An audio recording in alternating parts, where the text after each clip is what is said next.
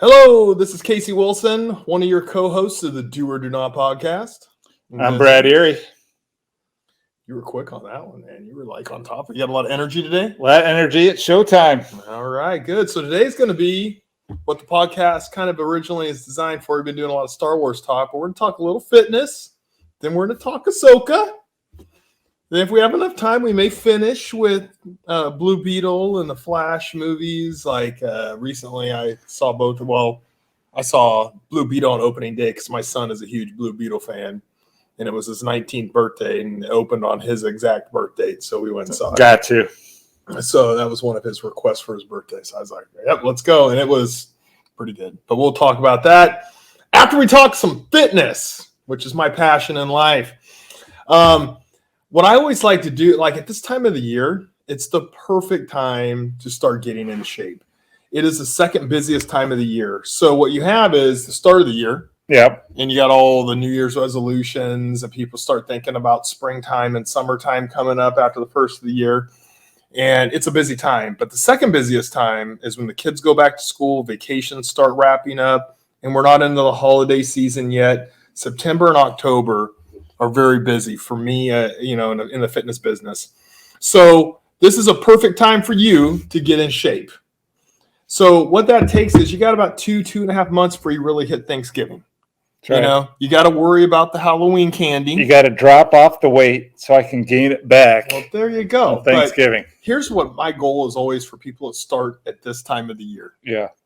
Let's lose the weight. And then throughout like Thanksgiving through Christmas and New Year's, let's maintain that weight loss. Preferably, you keep losing weight. And I have a lot of clients that have done that in the past. But my goal is always like, okay, now we're getting into a time where we're busy. There's stress. Yeah. There's family members coming in and out. You got to cook this food or travel into this location. It gets stressful. So do you want to gain the average adult between October 31st? Some of it has to do with winter. Yeah. A lot of it has to do with engorging yourself when you're stuck in the house a lot. That's what I'm talking about. In the holidays. But from October the 1st to about February 1st, the average American gains 7.5 pounds. All right. So you're saying that my plan of losing 10 pounds and then gaining 10 pounds right back is a bad plan? That is a horrible plan. Because my goal was I would think that you were joking, except I know you. That's right. You're planning this all out. So my plan is, all right, between now and October 31st is to lose, 10 pounds or so. So then between October 31st and end of November, they gain those 10 pounds back. Yes, that's not the way to do it. All right. Okay, so it's to lose the weight. And, the number one thing I preach during the holidays is just moderation. Eat the food that you want to eat. Just have one plate of it. So moderation's a big deal. It is. Coming into losing weight. It's not a part of my vocabulary. It's not a part of a lot of Americans' vocabulary. So the big thing is right now, your voice. I know. My voice twice. You're over 50. You've lost all this weight, and now testosterone levels are going down. Yeah, I'm telling you, a squeaky voice. Puberty might be coming. You know what? I actually just had blood tests. I mean, and my testosterone level. I was like, well, I guess I'm not getting prescribed testosterone levels because they were up 200 points higher than they were the last time I had it taken. Well, let's hope. Thanks to Andrew Huberman's testosterone complex on Momentous Supplements. All right. If you would like to sponsor our podcast, I can do great reads and tell you how great your product is on our podcast. Do you have low T? Do you have low T? I didn't have low T, but I was just, here's the problem is, so let's go for a side tangent talking about fitness.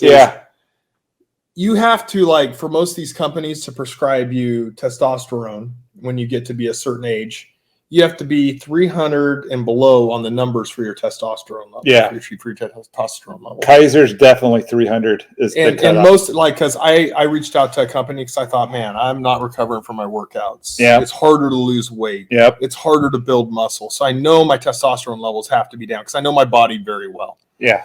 So I go and get tested by a company, and then I talk to the doctor, do a video call with the doctor, and we're talking. He goes, it doesn't mean you haven't dropped 400 or 500 points since your prime. He goes, you very well, he goes, just from talking to you and knowing what you do for a living and stuff, you may have been a 900 to 1,000, testosterone level guy, and now you're down to 450.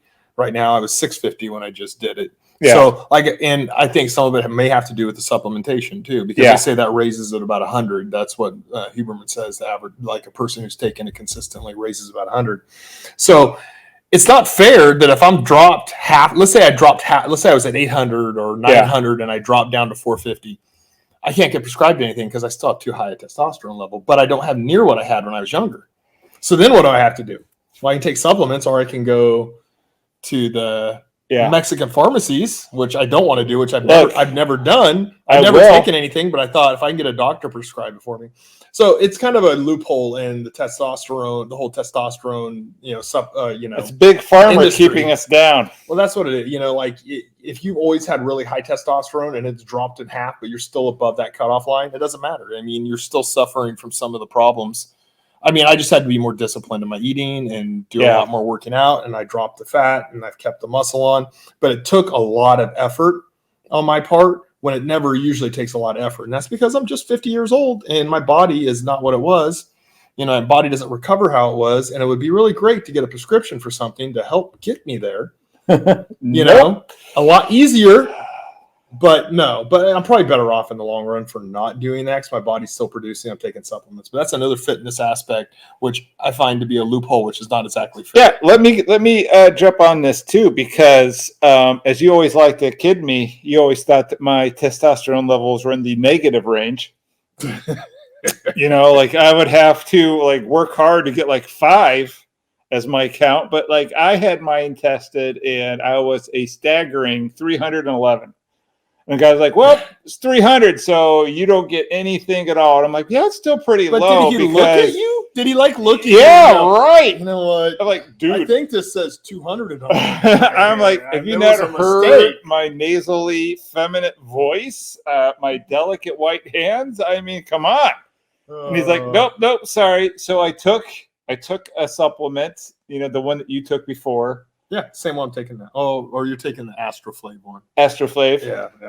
And it rose me up to 528 is my current level. 528. Yes. Well, the momentum has not helped with the voice. Yeah, I'm up 203. Like when I got my blood test back last week, and I was like, I'm scrolling through. Yeah, I don't have AIDS. Yeah, I don't have gonorrhea or syphilis.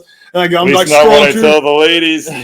I'm scrolling through and I try to find the testosterone level, and I get there and I'm like, Jesus Christ, I'm up 203 higher than I was a year ago. Yeah. But that means the supplements are working. So what if I'm slapping the kids because they look at me wrong and I go into rages? Yeah.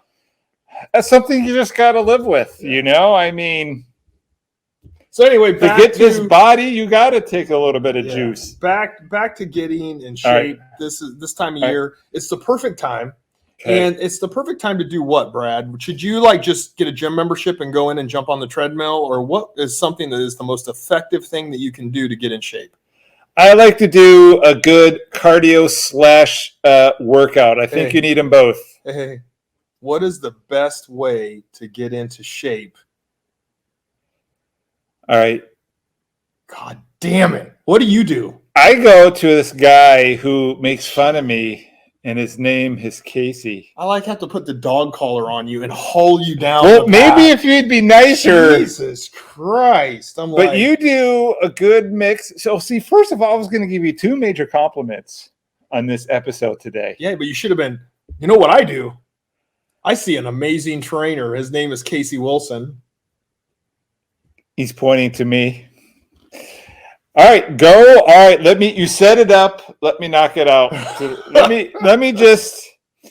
All right. You can't knock it out when you flubbed it already. Oh no, it's flubbed. Everybody's like, oh, he really doesn't probably use Casey. He actually just goes to the gym and gets on the treadmill and does nothing. I was going to say, one, you have really transformed your body, which is pretty amazing. I have. Yeah, it's you went from 217, kind of beefy, stocky, muscular, to a lean 203, and I see a big difference. So that was going to be my first compliment. I'll tell you the second one when we do Ahsoka.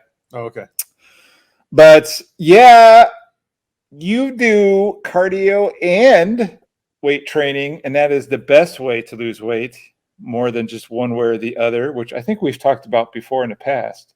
Oh yeah. But you do like a full body, hit you from multiple angles training regimen, which is really good. You just go through different types of, like, a lot of variation. Yeah. Making sure your body doesn't adjust. So the best way to get in shape is to get a trainer. If you don't live in Roseville, Rockland, Lincoln area, you can there's come all lots the way of great from trainers around. Research those trainers. If you have 2.5 months to get in shape, you want to get a trainer. You want to get on a nutritional guideline, meal plans, whatever you want to call it. And you want to lose this weight before the holidays really hit. And then you want to try to maintain it. Hey, you can still lose weight during the holidays if you're real focused. But the main thing is don't gain weight during the holidays. And then when you get into the new year, you're already ahead of the game. And then all these people start talking about New Year resolutions. You're like, I'm already down 20-something pounds, and I didn't gain any weight during the holidays. That's where you want to do right now. So there's many different ways. I always say getting a trainer is the best way. There's accountability. There's knowledge. You have a set appointment. You're spending money on it. But there's also gyms. There's CrossFit. There's Orange Theory. There's, big box gyms, like 24 Hour Fitness, Lifetime Fitness. Do something and start doing it right away. And you want to research and have a game plan, but the best way to do it is get a trainer. Even if you go to one of these gyms, get a trainer at the gym. Can I gotta cut in here again. It's not just get a trainer. It's get a trainer that you actually see and have a relationship with. Because I have a friend who has a trainer and he texts them like once a week what he's doing, and the trainer will text back. And he doesn't really meet his trainer. It's just he pays like $100 a month, and this guy will say, what do you lift today? How about add 15 more pounds? Let me know how it goes. And then send me a picture of your weight. And I'm like, that's not really a trainer. That trainer's freaking getting over. I know, right? Like, you're doing it all wrong. When I did online training, I really have not, I still have an ability to do online training, but I just kind of stopped focusing on it. But I would send people programs, and then they would get to talk to me. They spent more than $100 a month. It was like, depending on what program they did, anywhere from $200 to $350 a month. But I would do like a 30-minute video call with them each week too. So they got 30 minutes of my time. This is just a tactic. And also to go over form and biomechanics, meaning they could set up a camera and I could tell them, well, you're doing this that wrong, is completely different. Wrong. This is, hey, you're benching with 25s on. Why don't you put in another 10? It's been a while. Let's just up the total amount. Not checking in to see, hey, is your form okay? That's not training. Yeah, so you want to get a trainer that actually can look at you and be like, yeah, keep the chin up, straighten your back. Your form is crazy. I could tell you're not engaging these muscles that you want. You're just wasting time. That's the type of trainer you need. It's not just any trainer. You need a good trainer. I agree. You need a good trainer. Making it back up. There you go. So I am earning my keep. I am a very good trainer. He is a very good trainer. I hate saying it. Too. There's also shitty trainers out there too. Yes. But there's a lot of good trainers out there too. If you want the best, Roseville Strength and Conditioning has the best. But if you're living someplace else, a lot of people are watching this in different areas. Mom, just research trainers. Look for certifications. Look for reviews on Yelp, on Google. Hear what people say about them. Make sure they're attentive. Make sure they're there for you. That they're always doing what their job. Because my job is to help people get healthy and fit. Testimonials. It's my passion. Yep. Testimonials are great. If they have video testimonials, make sure they have a website that's good. That's the one thing I find as a trainer is I built my own website. It's not fancy. It's not great. But let me tell you, in the Roseville area, I haven't found in my area, there's a lot of people that have websites, but they don't have videos on them of themselves. And a bonus point about your website, they don't have they can see a fat me. Yeah, there's before and after pictures on there. There's testimonials on there. I gave a testimonial to you, and I was about 75 pounds heavier. There's a welcome video that I filmed whenever you jump on a website, you get to see me talking. It was filmed in the wintertime, so I'm wearing my wintertime You might get more hits if you would just go shirtless and oiled up. I'm not going shirtless and oiled up. That's not the type of trainer I am. Silver Singles. I don't pull my shirt up. If you want to sponsor us, abs, Silver Singles. With me. Look, it doesn't matter if we're trying to get a crowd, okay? Whether it's old white-haired ladies or it is young twinks looking for bears, we'll take it. I'm not trying to get in the crowd that much. Come on. We do this podcast because it's fun and we like Yeah. it, and hopefully other people like us because there's a lot of Star Wars podcasts out there. There is a lot, and there's ones that are really deep, boring. They dive into everything, and I like them, to be honest. They're boring for some people. For me, I'm like, oh really? Oh, so you try to go deep, but really? I just can't go there because I'm not I'm not as nerdy as you yet. Yeah, but I like those podcasts, but I can see how most people don't. We're just trying to be fun with fitness, Star Wars, superhero stuff. We don't dive super deep into this stuff. Not yet. So like when we're doing podcasts, we're doing this for us because we like to get together and talk. This guy, this is his like highlight of his week. It is. And if you do a workout with us in a group, you will see that we're the same off the air, off the mic as we are. Yeah, that was one thing. I would probably never do a podcast on my own because I'd be like, who wants to watch mine? But when you add in Brad and the chemistry and the difference we have of personalities, it's very good. All right, so this is the highlight. Now we're going to get into Ahsoka. We were going to do this finally. We were going to do this last week, but our schedules are really hard to match up because this guy's schedule is completely screwy. So he always wants to go on the weekends, and I don't want to come in here on the weekends, and so. I live in here on the weekends. Yeah. So we have a hard time finding time to do the podcast consistently. We want to do one a week at least. Yeah. But now we're through the 3rd episode of Ahsoka. I know.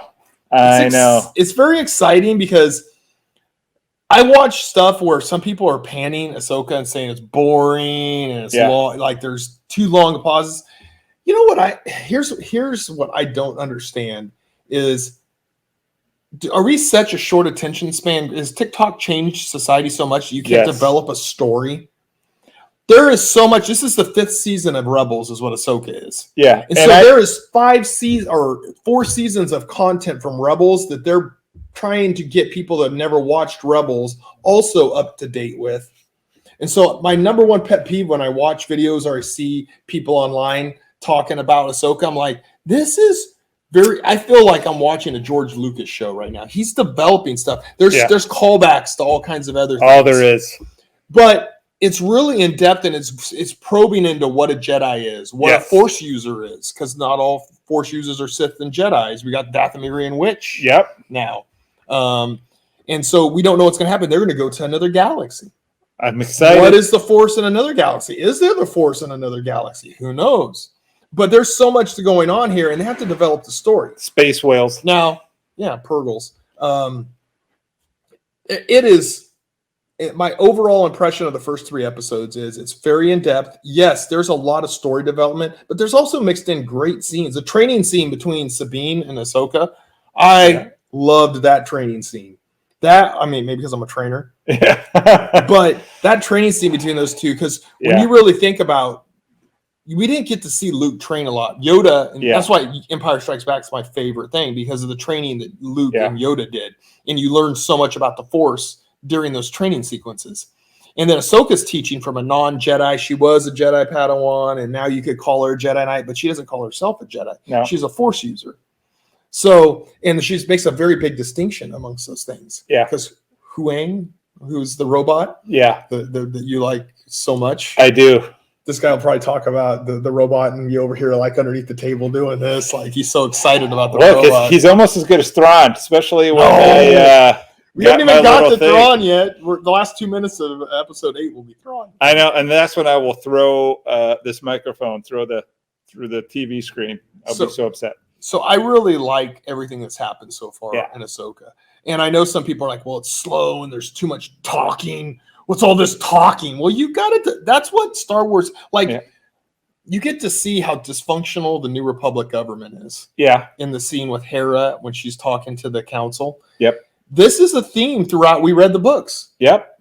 The New Republic knew how to be a rebellion, but they didn't know how to function as a democratic government. Yes. Because there's a bunch of corruption. There's a bunch of people have their own stuff in their head. They treat everything like we don't want to start wars or we don't want to be aggressive. We want to do everything with our words. And guess what? Thrawn's not going to do everything with his words when he gets back. In the Legends books, he took advantage of the weakness of the Republic to build rapidly and beat them in every aspect of everything because they were so hamstrung by trying to do everything perfect and right. And they didn't let people like Admiral Akbar take action because we had a bunch of political hacks, just like we kind of have in what country? The United States of America compared to China. Oh, here we go. Digression. We're talking about Osaka. No, Ahsoka. You can't even say Osaka. Ahsoka right there. All right. First of all, I just want to give a compliment to you. The fact that you told me to watch all of Rebels before this came out was probably the greatest thing you've ever done, other than get me in shape.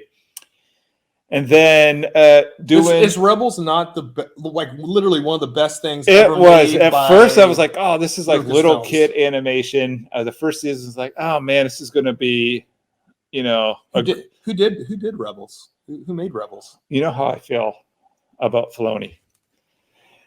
And then Heir to the Empire. So having the Heir to the Empire and Rebels, and and going through Rebels with my daughter, and she watched the first 2 episodes with me. We're gonna watch the 3rd episode tonight again with her. Is like the greatest thing ever because it's so fresh in my mind. So that when I watch the end of Rebels season 4 and see like the same scenes. Oh yeah. And Ahsoka, I was like, it blew my mind. And like my daughter was like, we just saw that. I'm like, I know. It was so great. You really should watch Rebels before you watch Ahsoka. But even Filoni says like you gotta watch at least season 4. If you don't watch Rebels, they're trying to make it to where they're trying to piece it all together for you. So if you didn't watch Rebels, then you're watching it like there's all of this history that you don't know about. And there's all this exposition that they're trying to like catch you up on. But like if you had watched Rebels and watched and read the Heir of the Empire books, then you'd be like, oh yeah, it totally makes sense. You knew who all the senators were and what they played. So I think a lot of the people are complaining. Yeah, because they have no idea about Rebels. Are the ones who just like don't know anything about history of Star Wars. And then the people that are online that have their own shows or whatever that are complaining, and most aren't. Yeah. Like I watch Star Wars Theory, that guy, who's has one of the biggest channels out there. And him and I are on the same page. Like when he talks about it, he goes, hey, I get there's some slow stuff.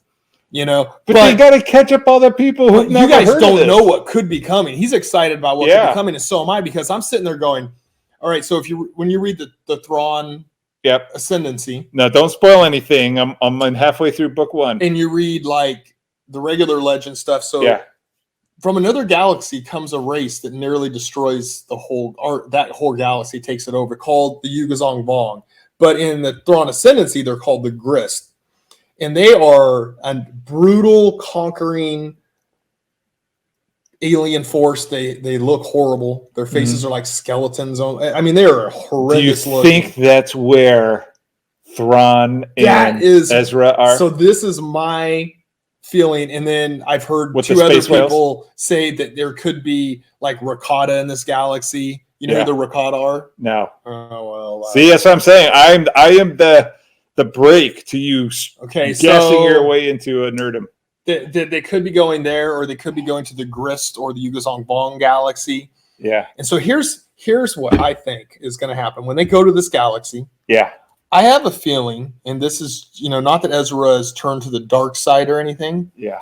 I have a feeling that they went to this galaxy, and then to survive, Ezra and Thrawn had to come together to survive in this galaxy against other alien forces, because you got Thrawn and his ship and his military acumen. You got Ezra with force abilities. Yep. And so I have a feeling that makes common sense. Yeah. I don't know if they're going to do it, but I have a feeling they're going to go to this new galaxy. Give it to Thrawn me. and Ezra are going to be allied, and it doesn't mean Ezra is a dark Jedi or a Sith or anything like that. He just to survive against some other force there. Taking some bizarre that they had to come together. Galaxy. And that they probably shoot it in my veins. Knowing Thrawn. Yeah. And knowing that Ezra was a very strong, powerful force user. Yeah. They could very well have conquered a few planets, have a stronghold there. They could be on the run. Who knows? Because the Yugazong Vong were very powerful warriors. All I'm saying is, I think that this is what they're going to go to. I think not this episode. Yeah. This one, there's going to be a lot of battle scenes. Ahsoka battling Skull in that little area. We've seen little trailers of it. There's going to be a lot of battling. But towards the end of this episode, the 4th episode, Don't get my hopes up. I think that they're going to shoot to the other galaxy. Then in episode 5 is when we're going to be in the other galaxy, and then they may have to search their Thrawn. Yeah. Like for a short time, because you're going to another galaxy. I know. Well, they're not going to another planet. They're going to another galaxy. So there could be a process. So the bad guys took the big star drive, right? And I'm like, well, the good guys are just going to have to jump on a space whale. And they're going to ride the space whale all the way. I think that they're okay. So that to ring, the new different thing. You know what that ring is, right? Yeah, it's like the old Jedi starfighters had a So they're going to bring another ship, a big ship, into that. Yeah, that's what they're going to do. They're not going to. I know. Who can get on that ship? Well, it doesn't mean only the bad guys get to get on that ship. Ahsoka and Sabine, I just want to see a space whale. Maybe Hera shows up, and they get on the ship and they go to the other galaxy. The only way that I will not love this season, no matter where they go, is if they do the goddamn Luke Skywalker bit at the end of the latest crappy trilogy, where it's like, oh, we got 3 seconds left of the season, and then like they're paying the Thrawn. I'm like, we found him, and it's like a quick cut of my Thrawn. And it's the one video of Thrawn walking in. Yeah, and like that's it. That's it. You got to wait 2 more years. Let's hope they don't, because oh my god, I've read and seen a video where they're saying that they have scrapped season 2 of Ahsoka already because of budget cuts, and that they're just going to pick it up in the film that Dave Filoni is going to do. We're talking that film is not going to happen until like 28, 4 or 5 years. I know. So let's hope that doesn't happen, because I think we're going to need another season. I will throw our broken microphone. Okay. So now that what do you think of Rosario Dawson playing Ahsoka? All right. First of all, I'm a huge Rosario fan. Okay. I almost find her more attractive in this makeup than I do with her out of it. Like if I was dating her, I'm like, hey, do you mind putting on those big fleshy hair things on your head and just paint yourself kind of orange? All right, Captain Kirk. Because she looks good. Now, not about looks, but how do you think her portrayal of Ahsoka? I think it's pretty spot on. I think it's pretty spot on, because I was watching Rebels, and even my daughter was like, she holds it like the Rebels, and I'm like, I know. And then I was watching it, because see, now you got me deep diving these crazy YouTube Star Wars videos. I feel like you, like on a Friday night, like, what are you doing? I'm partying. What are you doing? I'm going to be on some blacklisted YouTube channel so I can see some grainy footage of this big fat guy telling me how like this lady is like this lady. That's how I found out about the android. That's a little later. Yeah. So Huang? So they had this. Do you know who voices Huang? No. You ever watch Doctor Who? No. You ever watch Jessica Jones? Yes. David Tennant, the greatest Doctor Who of all time, in my humble opinion. Oh, that's the reason to watch Doctor Who. Yeah. Is David Tennant got into Doctor Who? He voices. I mean, I see. All right, you know let what me finish this thought. When I first heard him talking, I was like, I know that voice. I go, what? Whose voice that? Got to go to IMDb. I didn't, but then at the end they say David Tennant. I'm like, oh shit, that's Huang's voice. It was a cool little tidbit. I think I saw this random video on YouTube where they were comparing Rosario and whoever the actress portrayed her in the Rebels.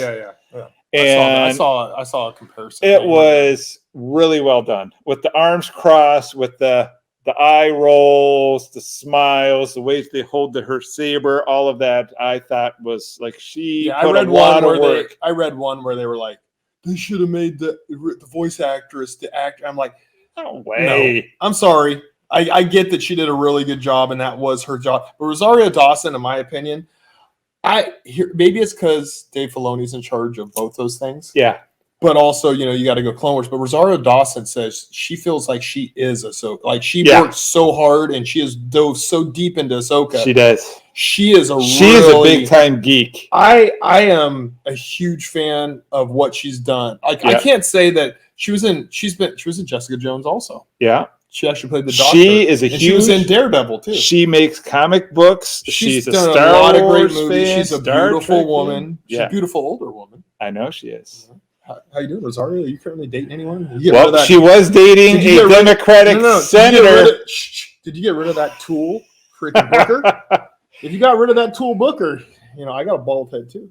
Look, I got something going on over here. Yeah, Rosario. Anyway, I like the casting. She is originally built like she is physically strong. She's a brick shit house, and so she got the thing. Like you said, her mannerisms are so dead on. She is such a great actress, and you believe that you're looking at Ahsoka Tano. I do, not Rosario Dawson, and that's the biggest thing an actor can do.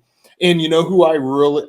It's because Dave Filoni cast these people too. He cast them. He was the final decision on who got the jobs. Yeah, and that's why I'm excited to see how Ezra acts and stuff too. Yeah, how Thrawn, because Thrawn did do the voice. Yeah, Mickelson did do the voice. So Sabine Wren, that actress is really good too. Yeah, I go, that's Sabine. Yeah, when she cut her hair, even my daughter was like, "That's her." Like that's her. But it was just one of those things where you immediately, if you watched Rebels or in Clone Wars with Ahsoka Tano and stuff, and you've seen her, these actors are that character, and they've done such a good job. I'm sure Filoni's coached them a lot, but they had to work really hard to become that person. Yes, and even my daughter, who is the greatest thing as a dad, is watching this with her because it just brings a whole nother of joy as. Like the transition between, the cartoony style of animation to like this live action was smooth. Like even my daughter, who is 9, was like, I could totally know who that is because that acts the same. Like they talk the same, they stand the same. The Loth cats look the same. Yes, the city looks the same. Yep, the ships took it all. Yes, she followed right on. She just knew it all. Yeah. Chopper's her favorite. Yeah, Chopper's great. I'm really interested to see where the show goes. The show is great so far. The first 3 episodes, I'm totally in. Like after the first episode, I was totally in before the show even came out. Yeah, let's be real. I was a believer, but I was a little worried that there's a little too much, behind the scene tinkering, by the idiots that are behind the scenes. You haven't yelled at Kathleen yet. I mean, this is the longest you've gone. She had nothing to do with this, so she's gone from Star Wars. Then I can only yell about the past. I mean, so I'll yell at the Acolyte, because we'll obviously watch the Acolyte and the Skeleton Crew, and I'll be like, "Fucking Kathleen Kennedy, that whore," and I'll say so. But she had nothing to do with the show, and so when people are criticizing, I'm like, I don't know. I feel like this is very Star Warsy. This is very like George. There's a lot of like the music's great, the setting's great.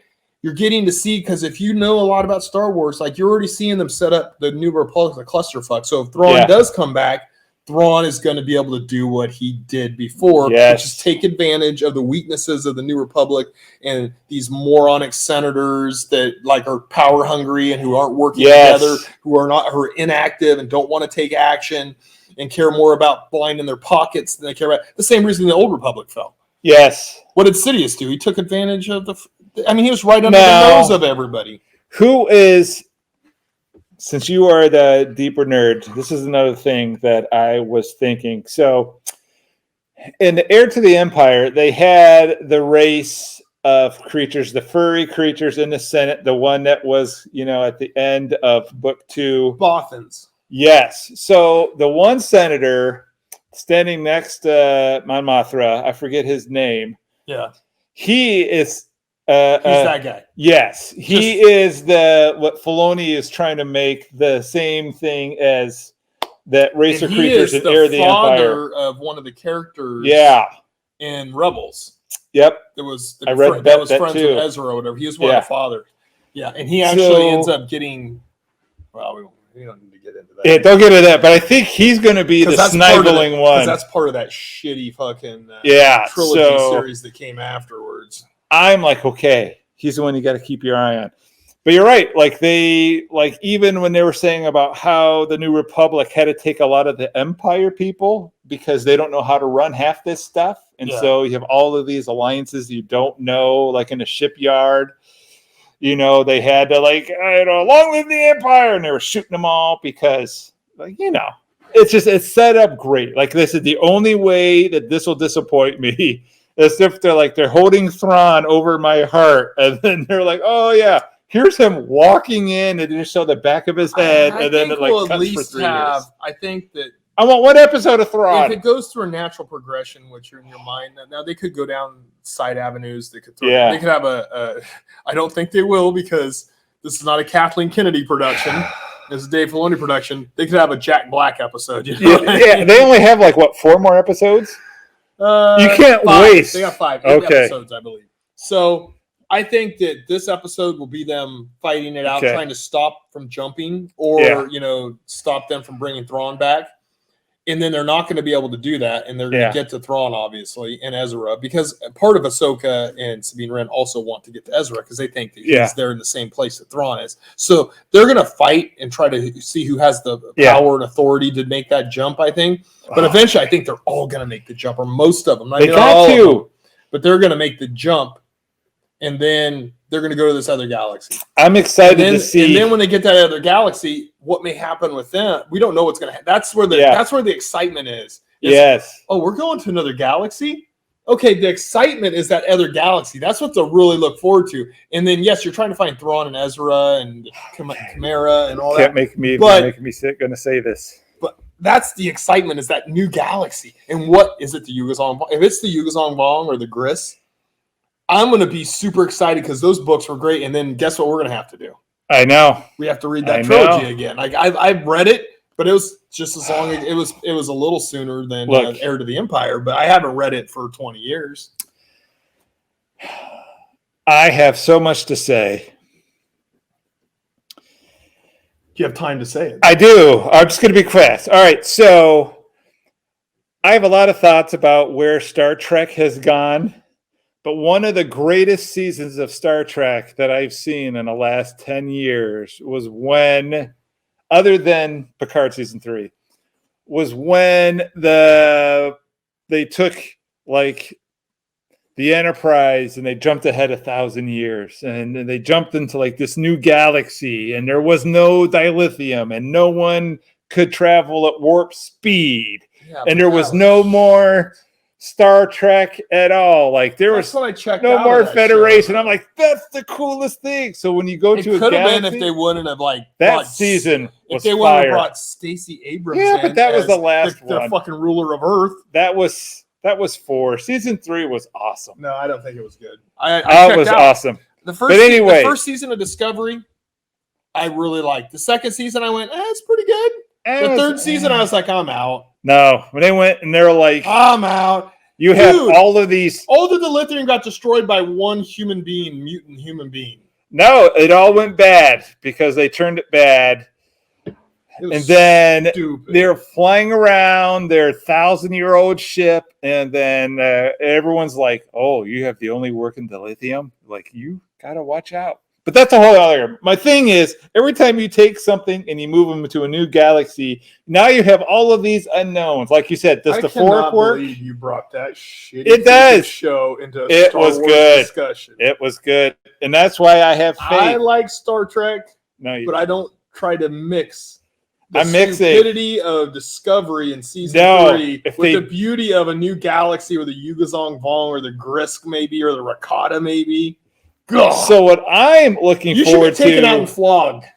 Well, probably for other reasons than that. But what I'm looking forward to is, what is the shape of Thrawn and Ezra?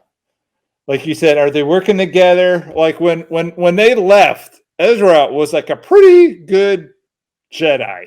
Like he was like a Jedi Knight. He sacrificed himself. Yes, for everyone. Did he expand? Did Thrawn change him? Did they have to work together? Like, are they? It only makes common sense. Yeah, you go to another galaxy. And Thrawn is a calculating guy. So what's their relationship? Like Vader or Sidious would have just killed him, but Thrawn isn't like a. Yeah, they're gonna need each other. Yeah, he's very calculating. He's like, well, I'm in a new galaxy. I have no idea. They sent this whole ship into somewhere unknown. And what is their relationship? And Ezra wouldn't like go, oh, well, he was a Jedi. He wouldn't like well, I'm going to kill Thrawn. No. You know, so then they're both alive. They're both on the bridge of the ship. The space whales have made the jump, let go of the ships. Then what? Yeah. And so when you logically think about it, if I'm in a new galaxy and I don't know anything, Yes. I'm going to want every ally and every powerful person you don't that I know can what work with. So that's like the why, Borg. Yeah. The Borg could be out there. Now that would be a crossover I'd want. There are no crossovers between the two. So Star Trek what would happen if a down Borg here, cube ran into Star the Trek Death Star? is up. No, Star Wars is up here. Star Trek is down here. Well, there's so Trek many. is great. I love Trek. It's one of my favorites, but It depends on which Trek you're talking about. There's so much more a variance. Star Destroyer would eliminate the Enterprise like that. No, that's Like a whole. that. That's a whole thing. Just think. No, Are there any TIE fighters that come flying out of the Enterprise? a TIE fighter could do nothing to their shields. Let me see. Lasers would just be pinging them. Is there battle groups? There are. Let's say you take the whole Federation against like one, like you put Thrawn and the Chimera with 3 Star Destroyers and a bunch of smaller ships and all these TIE Fighter interceptor wings. They'll destroy the whole Republic, the whole no way. Galactic Alliance, like boom, like that. All right. Like first of Star all, Trek. now you're. So anyway, you can't say that. Let's not converge from Star. This guy's always trying to bring Star Trek into it. One quantum torpedo would take out the Death Star. Oh my god! You heard it here. You are full of. No. Talk about shielding. The only way they could get inside and destroy the Death Star is to take the ships down underneath. In fact, I would put my money on the Galactic. The what's the name of the ship of the Battlestar Galactica? Is that the name of the ship? I think the Battlestar Galactica could take out the Death Star. Not the Death Star, but at least, Imperial starship. And that's like 500 years in Earth's future. Behind these Star Wars things, there is illegal drugs that this guy takes. Probably. And he's been smoking some serious shit and hallucinating over here. And that's why he says stupid shit like this. I apologize to anyone who's watching. His mom especially. My mom, Wikipedia. If they ever come back and listen, they're probably like, okay, we were your friend. Good Lord. All right, now let's get back onto more logical things. Let's talk about Blue Beetle. What do you think is going to happen in the next episode? I already said what I think is going to happen to Ahsoka.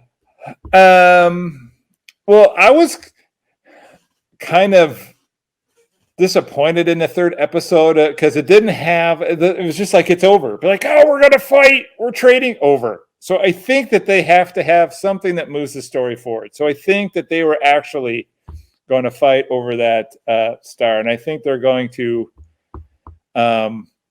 What's the Padawan of the Sith? What do they call them? They're not Sith. Or they're dark.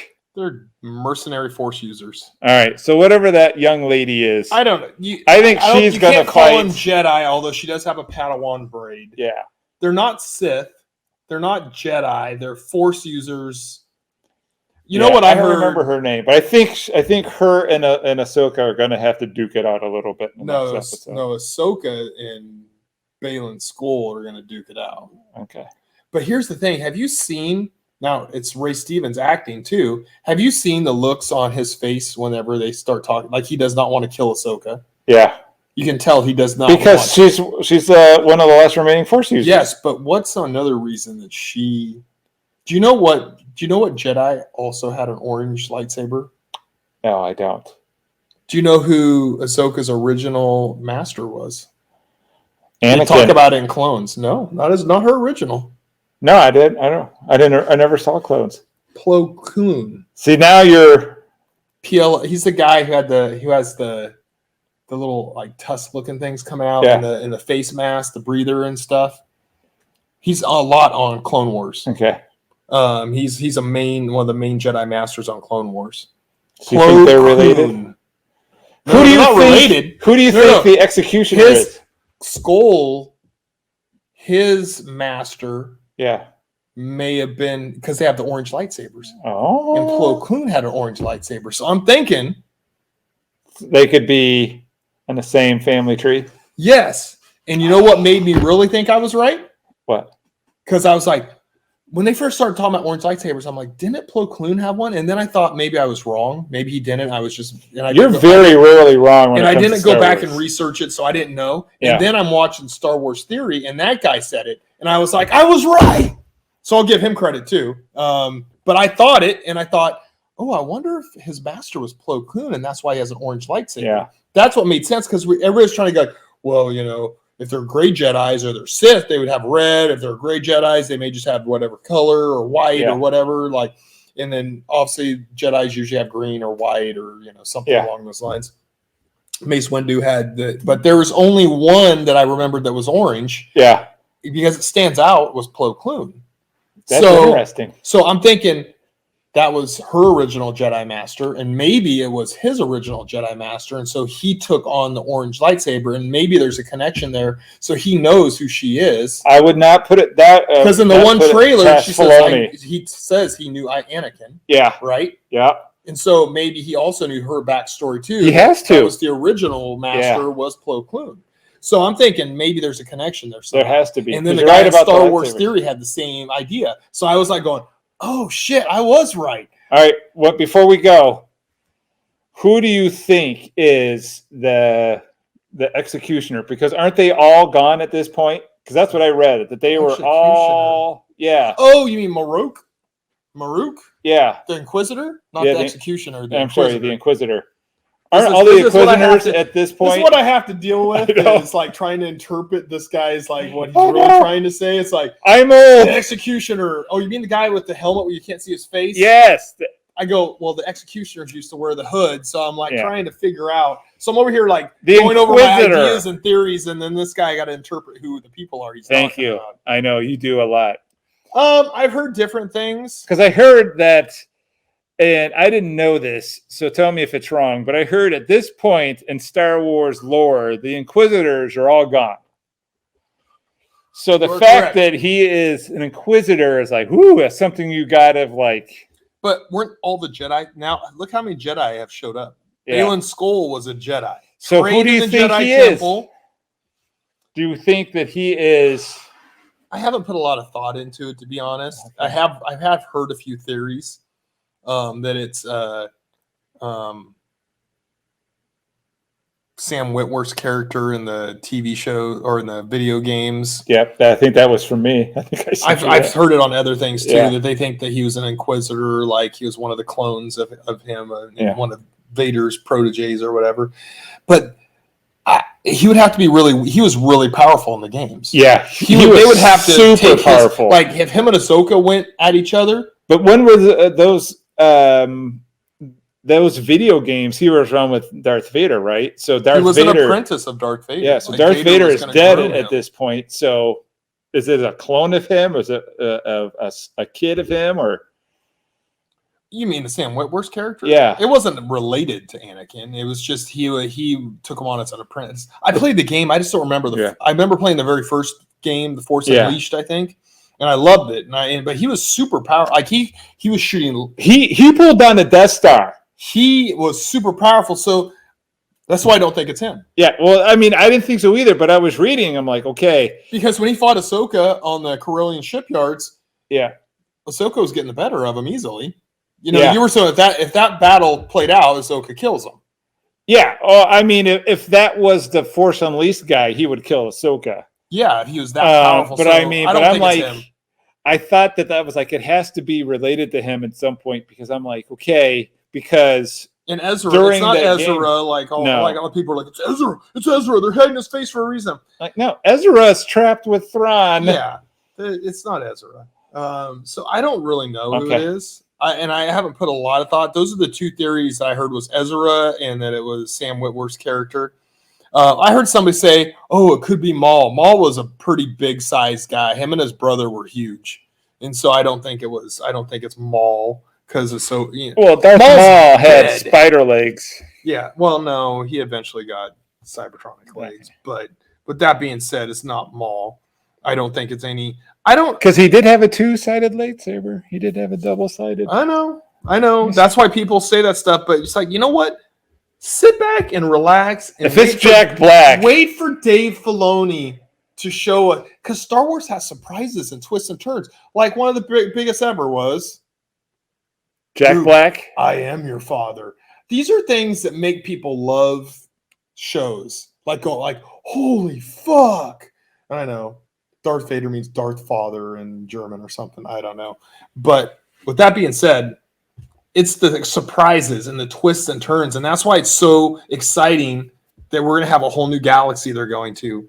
And that whole new galaxy could lead to an incursion of the Borg. Maybe they run into the Romulan fleet cloaked.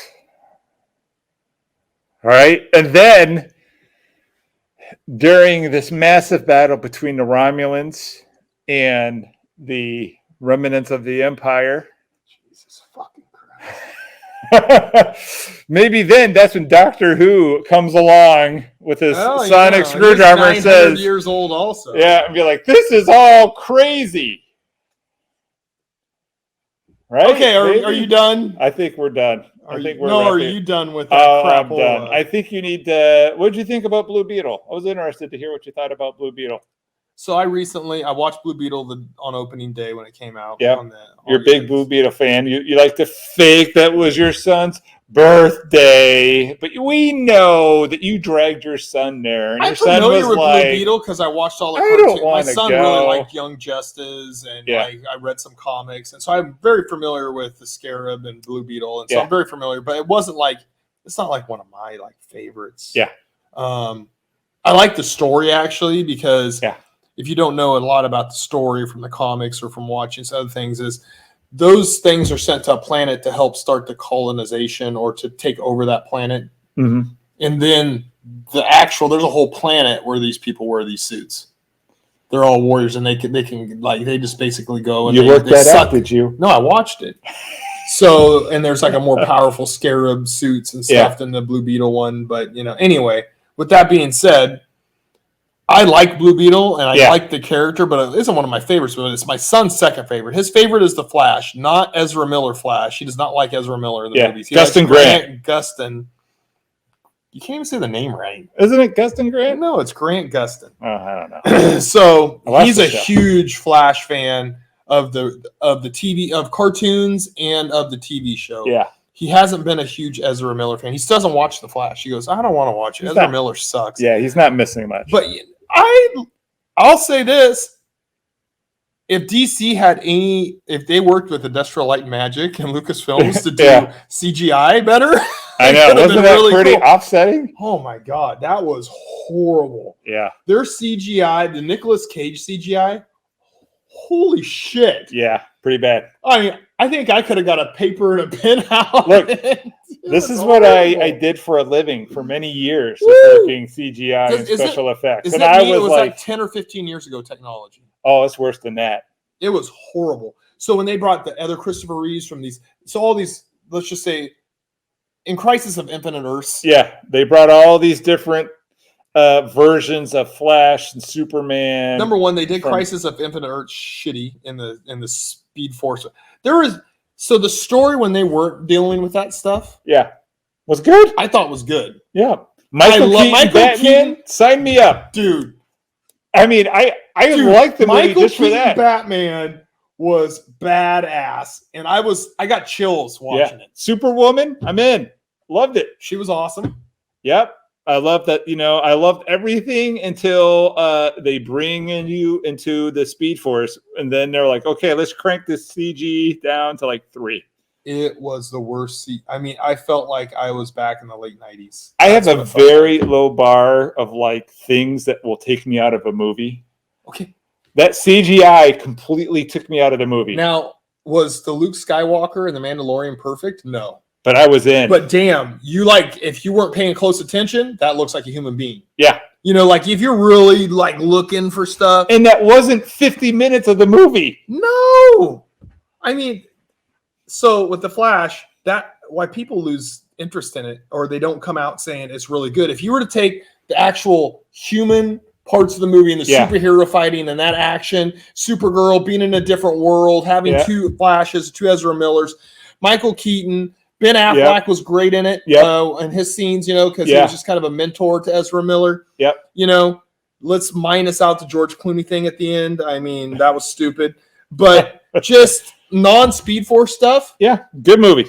I think the Flash TV show did the Speed Force way better. Oh, yeah. 10 times looked better. So the only good thing is Ezra Miller will be out. There won't be Ezra Miller will not be the Flash in the future. No more. If it would have been a big super hit. They got to get Gustin back in there. I don't even know that they can get another character. Look, they got rid of the best Superman ever, so they're going to get rid of Ezra Miller too. But with that being said, the Blue Beetle was very well done. Yeah, and I know they did not have a big budget. No, they were originally going to release that the plans when they started. It was an HBO Max TV show they were going to do. Yep, kind of like Teen Titans. I actually happen to know a lot about this movie because I have a friend who worked on it. Yeah. And he was telling me that they did this in the Batwoman. Oh, that one will never see the light. Yeah, from what I heard. Think about Batwoman, how bad it must be if they released the Flash, but they did not. Yeah, and they're like, okay, well, what we're going to do is we're going to throw away Batwoman. We're going to take the money that we would have used for marketing, and then we're going to put that money to make the movie a little bit higher production. Yeah. And so they put that into the CGI and stuff like that. And it looks like you could tell that it was like there was thought into it. It was done. I liked it. The guy who plays the Blue Beetle, the guy from Cobra Kai, I think he's going to be a star. When he pronounces his name, I go, what the fuck did he just say? Yeah, I'm not going to try to pronounce it. Zolo Mandera or Mandringa or something. But I'll say Zolo. Like, that's what good-looking kid. I wish I had his hair. It was... Good actor. Good actor. Love him. He's going to be a star. You connect with him like in Cobra Kai, like his facial expression. He's a really good actor. Perfect casting for Jamie Reyes. Yes. But it wasn't just him. It was all the actors were really well cast. I call my really car. Susan I call my Sarandon, truck Taco now. Yeah. Susan Sarandon. She was great. Everybody in that was really good. The casting was great. The story was simple. So I saw this movie with my friend Hector. I know, Hector, you're listening because I told you you would be on this show. Who's Mexican, which he's going to be on our training thing with us. So he was giving me the lowdown because there's a lot of it in Spanish that you don't pick up on, like the music and some of the sayings and things like that I didn't appreciate. But there was some stuff in it, like I'm sitting there going, all right. Liberal. You talk about points, Nana and how the CIA created this whole thing. But anyway, that was probably the stupidest thing. Was Nana was a freedom fighter and another. I mean, that was the stupidest thing in the whole movie.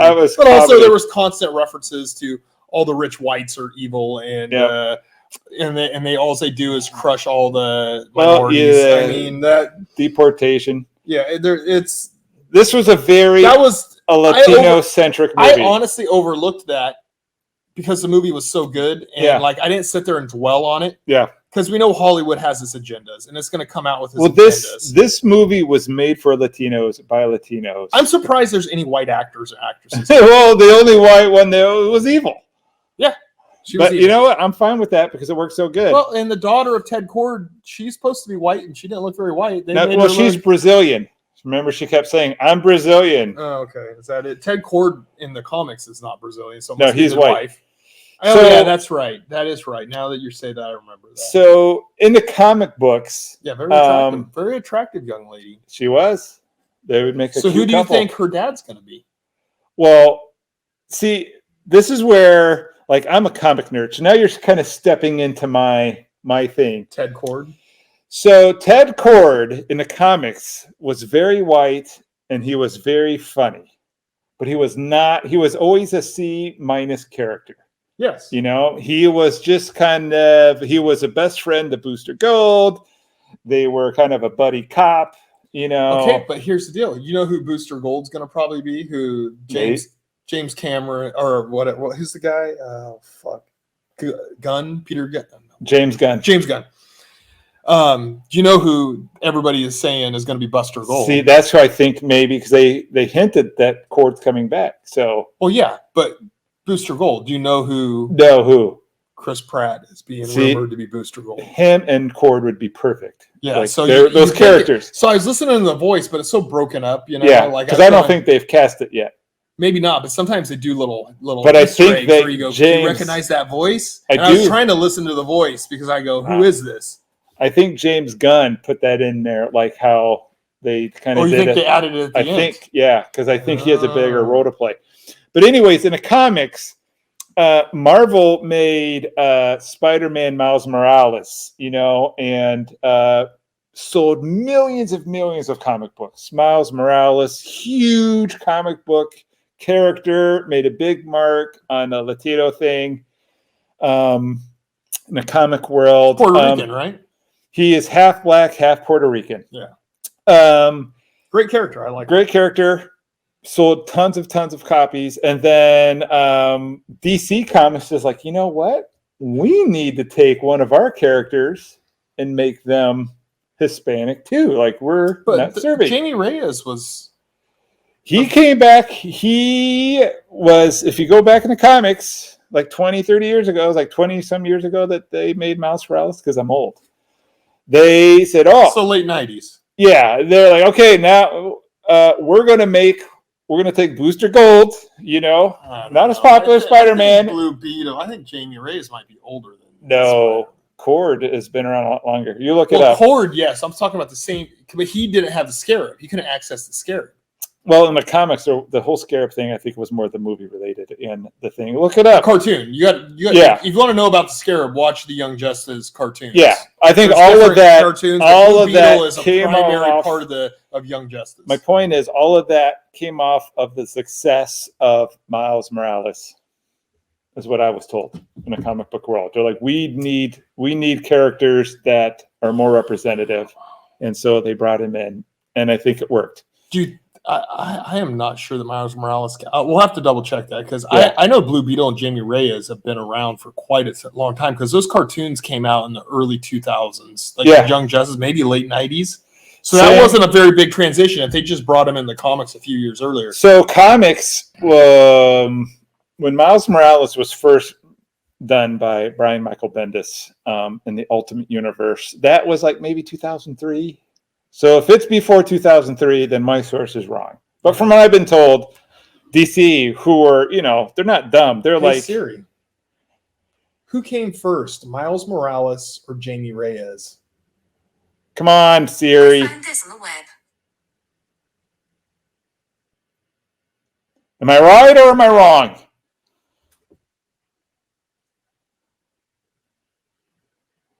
There was no definitive answer. Well, we're going to have to make that our next one. All right.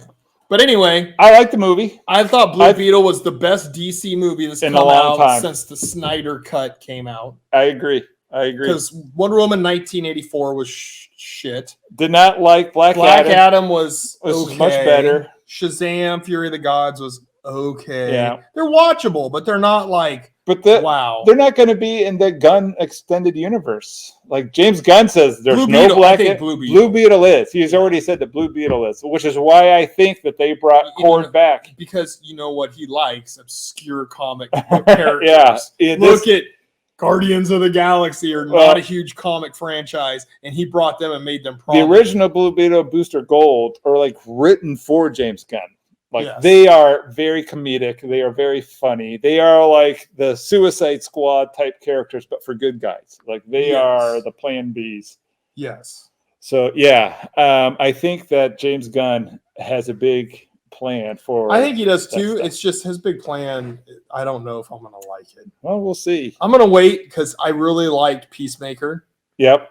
I really like Guardians of the Galaxy. I think he's a great. I just think DC is like holy ground. Yeah. And you had some amazing characters you're now going to basically get even if you hated the Snyder verse, his casting was so on point. Like, oh yeah. Say whatever you want about Snyder making movies, which I happen to love. Like I'm a pro Snyderverse guy. I'm his casting, like Gal Gadot, Superwoman, I thought was perfect. You know, Wonder Woman, thank you. I don't need the nerds like going, this motherfucker doesn't even know. I know. Wonder Woman is. Well, I'm old. And then you have, Ben Affleck. I thought he was a good Batman. Him and Michael Keaton are both great older Batmans. I loved Henry Cavill. I loved, Aquaman. I mean, I loved it all. Like, he did no wrong to me casting wise. And I'm like, you're dumb if you just throw that away. Like, even if you're like, okay, maybe he's too throwing dark. it all. Yeah. Maybe he keeps Gal Gadot. I heard that there's rumors that Gal Gadot will be. I hope so. Kept around. Here's my thing though. It's so weird if you keep Let's them say around you go and Ben not Affleck. Superman. Let's say you go Ben Affleck. You don't really like him, so I'm going to recast Batman. But Henry Cavill, like he lost. That's where he lost me when he got rid of Henry Cavill and then cast this other guy who looks like a skinnier, younger version of Henry Cavill. Yeah, but not as good looking and not as muscular. Yeah, and I'm like going, what the fuck?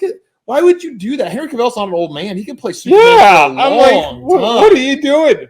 You have Amy Adams as Lois Lane. She's great. Yep. What my problem with James Gunn, not a problem, my worry, is that he's really good at making these eccentric, silly, funny movies with heart, and that's not what DC is. What is the quintessential DC trilogy?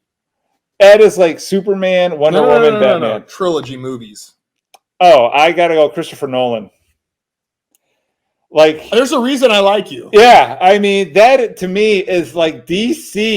It's dark. It's harsh. Yeah, it's realism. Superman's the bright light. Yeah. All. But then he gets turned and becomes evil sometimes too. Yeah. And then you got the Green Lantern Corps. And you got Wonder Woman. But you got Martian Manhunter. You got these things, but they're all like more harsh than Marvel. Marvel is the hey guys, it's Marvel is more friendly, it's more goofy, it's more, and I'm afraid James Gunn's going to make DC it Marvel like Marvel. Yes, and that's what I'm really concerned about, and that's why I'm holding judgment to see what he does, because DC has always been the Dark fucking Knight. Yep. I mean the dark. Yes, I don't care. Make them black. Make him the Dark Knight. Yeah, I don't care. Just make him dark and make him like gritty. And I think my fear is that he's gonna take the DC universe and make it like Super Friends of the 70s. Remember that old cartoon? I own. Be like, hello, Super Friends, and like those Super Friends Batman. And the Smurfs were my two favorite cartoons. Mine too, but I don't want them now. Like, I don't want Batman in a bright blue cape and like I want light fucking gray. Tom Hardy as Bane breaking Batman's bat, and then he had back, and then him having to climb out of that fucking pit because he went through some real shit. Yeah, that's what I want. I don't want Marvel like. Yeah, so that's my fear with James Gunn. I will hold out hope. Because I do like the movies he's made. I will hold out hope, but I'm real worried about it. Yeah, me too. And I think it may even have success, even though I may not like it. It may have success. Guardians of the Galaxy, I love the Guardians of the Galaxy. Yeah. But that's a different vibe. You can't bring that over to DC. If you do, you're going to lose the people like me. I'm going to be like, I'll go back and watch Crystal Nolan series. Even Marvel was like, we're not going to let you do that to like Iron Man and like our big characters. Yeah. Like we'll let you, James, do whatever you want to these C-list characters that no one else ever wanted. Suicide Squad, Peacemaker. Yeah. Very good. He does a great job. But when I get to when Doomsday fucking shows up, when Apocalypse shows up, are they going to have that hard shit? Some motherfuckers die. Some superheroes die. They get ripped apart. They get shredded. James Gunn's going to have them all in their fortress of Vilitude in a swamp or whatever it was. This ain't fucking Thanos, motherfuckers. I mean, Apocalypse and his cronies are freaking. Yeah. I mean, they fucking turned Superman. I know. I mean, I don't know. I'm worried about that. I really am. Yep. Because if you can take the Christopher Nolan vibe and spread it throughout the whole DC universe, you can have some people like Peacemaker in it. You can have Aquaman whipping jokes and being lighthearted and fun. You can have a little. But the holy trinity of DC is like they take it real. It's real hardcore, darker shit than Marvel.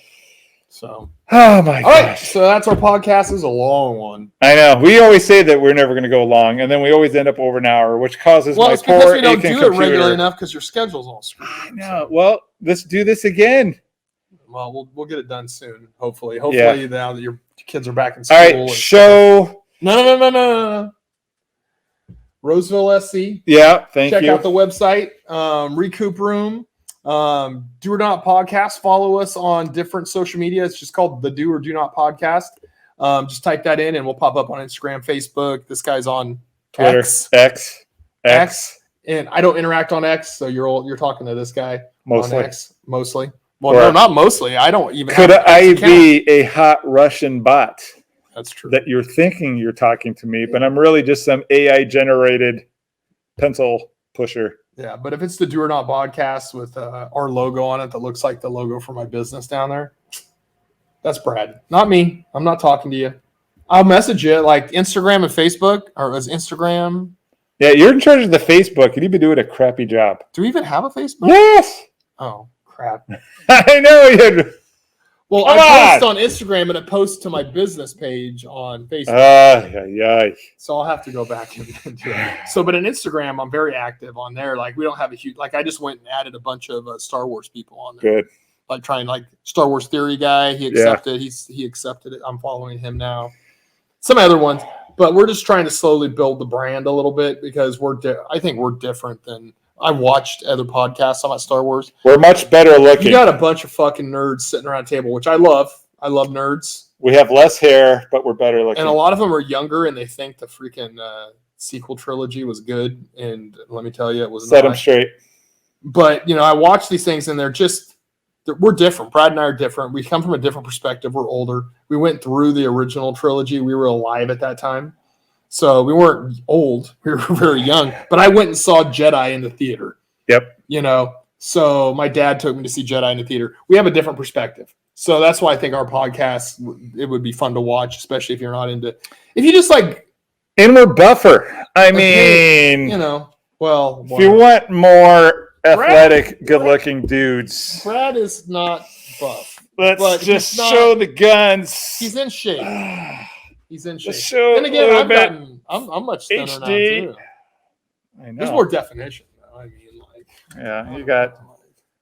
I know. See, some more definition, but because I've lost 13, 14 Tell you, pounds. if we get over 100 subscribers, he will go shirtless for the next 3 episodes. I don't go shirtless, even when I have like a ripped six pack. I'm not a shirt. Like if I'm going swimming, I'll take my shirt off. I'll wear tank tops. When I go swimming, I put on an extra sweater vest. I'm not like one of those people walking around with their shirt off. When I see people walking down the street with their shirt off, I go, fucking put a shirt on, dude. It's fucking public.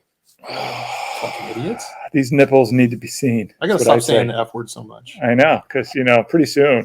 I didn't say the F word for years. Your grandkids raising 2 kids are going to be like, tell me about grandpa. And they're going to be like, all right, here is the first 200 episodes. Fuck, shit, damn, fuck, sucker. Who is Jennifer Connelly, Grandma? Well, I don't know, son. Can you talk about who Rosario Dawson is? Yeah. So anyway, we'll try to hit back next week after the Ahsoka episode 4. Yeah, boy. Dive into that, and then I have some other fitness stuff that we can hit on. And then is anything else coming on? I'm really excited about. Have you seen the trailer for Rebel Moon with Zack Snyder? Oh yeah, I'm excited about that. Do you know? Oh, I know. Go ahead and say it because I have to leave in a little bit, but you got to say it. Well, no. Tell us. Do you know that it almost went to Lucasfilms? Yes. And Holy Kathleen. Shit. And she didn't want it. And thank God it didn't because he was able to do his vision. It would have been another bastard. She probably would have called it Star Wars Light. Watch Star Wars Light on Netflix. He already has on Disney Plus. He has it looks good. He has a 2-hour thing that they're going to release, and then Netflix let him have a 4.5-hour cut. Because there is what's coming out in December, and then the second part is coming out in April. Yeah. I mean, which is cool because you get months to dissect what happened. That's right. Like you'll watch it, and then a month or two later, you'll watch it again and go, "Oh, the new one's coming out Just in a month. I got to watch it again." Jack Snyder into my veins. Snyder's good. I'm a huge fan. If you were to say, like, I don't know, J.J. Abrams, I really like. J.J. Snyder. With his first Star Trek movies with Chris Pine and the first Star Trek movie to me is near perfection. The first couple are. Then when they did Benedict Cumberbatch as Khan. Yeah. I liked it. I still liked it. It wasn't good as the first one, I would have given it 3.5 Yeah. kettlebells. There's some really good film. Christopher Nolan just at Oppenheimer. Now, I love Nolan. Christopher Nolan is he did my favorite. Like, I'm literally thinking this weekend I may have to sit down and watch the Christopher Nolan Dark Knight series. It's so good. It's just so good. It's Liam Neeson's best role. Yeah. Ra's al Ghul. That's a fire take. Role that was made for Liam Neeson. Why are you dropping these fire takes when I have to go? Yeah. So anyway, we are done. Check out the website, rosevillesc.com. Thank you, and we're out.